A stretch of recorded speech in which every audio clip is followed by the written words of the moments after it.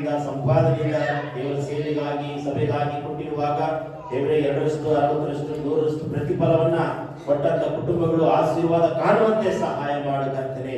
ಈ ಕಾಣಿಕೆಯಿಂದ ಸಭೆಯು ಸೇವೆಯು ಅಭಿವೃದ್ಧಿ ಆಗ್ಲಿಕ್ಕಾಗುವಂತೆ ಸಹಾಯ ಮಾಡು. ಕೊಡದೇ ಇರುವಂತಹ ಕುಟುಂಬಗಳನ್ನು ಕೂಡ ಹಸ್ತಗಳನ್ನು ಕೂಡ ನಿನ್ನ ಆಶೀರ್ವಾದ ಮಾಡು. ಯೇಸುವಿನ ಹೆಸರಿನಲ್ಲಿ ಬೇಡಿಕೊಳ್ಳುತ್ತೇವೆ ತಂದೆ.